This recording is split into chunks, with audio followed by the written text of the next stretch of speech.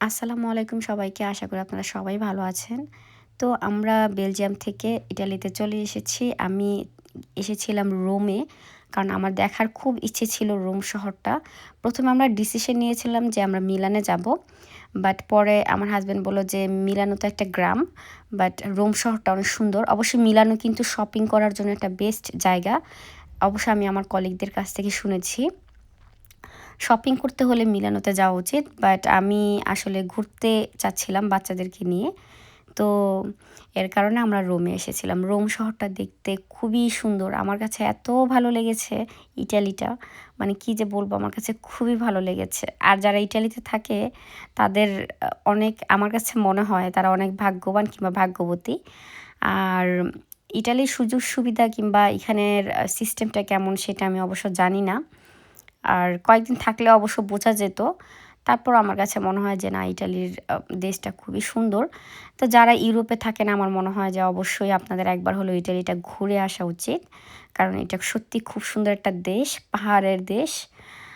আর এখানে দেখতে পাচ্ছেন উনি ড্রাইভ করছে। যে ড্রাইভারটা ছিল উনি খুবই ভালো ছিল। আমাদেরকে হোটেল খুঁজে দেওয়ার চেষ্টা করছিল আমরা যেই হোটেলটা বুক করেছিলাম। আর দুর্ভাগ্যবশত এখানে আমি একটা ঘটনা বলি। আমি booking.com এ একটা হোটেল আম আ কি বলে বুক করেছিলাম। তো সেখানে আমাদের সবকিছু ঠিক ছিল, বাট শুধু পেমেন্টটা হয়নি। আমি অবশ্য পেমেন্ট করেছি, বাট পেমেন্টটা অ্যাকসেপ্ট হয়নি। জানি না কেন হয়নি। তো আমরা ভাবছি যে ওকে, আমরা তো বুক করেছি, আমাদের ডেট ফিক্স, আমাদেরকে ওরা ইমেইল করেছে, সব কিছুই ঠিক।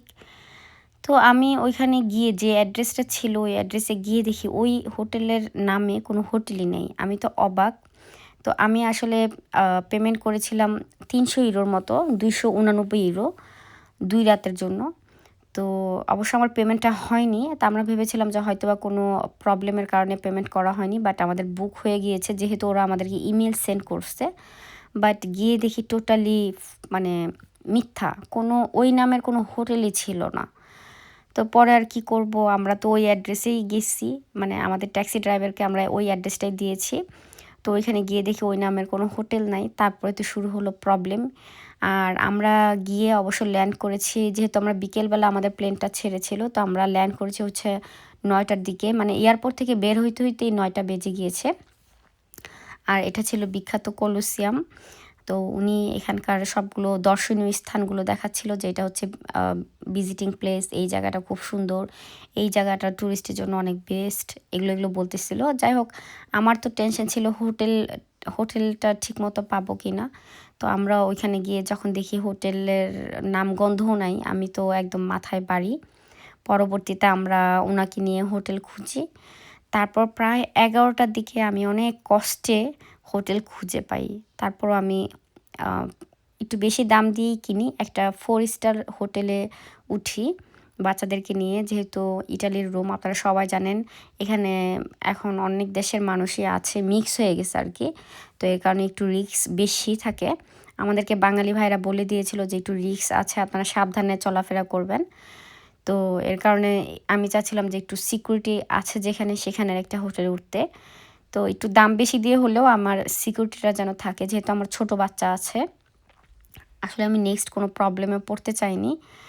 আর এখানে আমরা আমাদের হোটেলে উঠে গিয়েছি। এটা ছিল 4 স্টারটা হোটেল। পরবর্তীতে আমি হোটেলের ভিডিওটা দিব।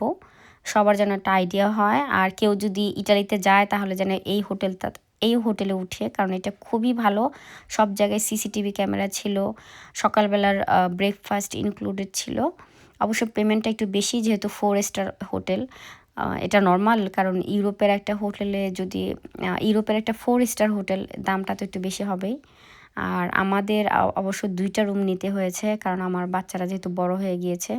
তো ওরা বলেছে যে ৩ জনের জন্য একটা বেডরুম আর একটা ডাবল বেডরুম, যেটাকে বলে একটা ট্রিপল, একটা ডাবল, এভাবে আমরা নিয়েছি রুমটা। তা আমাদেরকে ওরা চাবি দিয়ে দিয়েছে। আর আমরা ওই অনুযায়ী হচ্ছে রুমগুলো চেক করছিলাম। এখন প্রায় ১১টা বাজে। আমরা কিন্তু কেউই কিছু খাইনি। প্রচণ্ড ক্ষুধাও ছিল। তো যাই হোক, এই যে আমরা আমাদের হোটেল রুমে চলে আসছি। আর সবচেয়ে মজার কথা ছিল ১১টা-১২টা পর্যন্ত সব খাবারের দোকানগুলা খোলা থাকে। তো রাতের বেলা আমি আর ভিডিও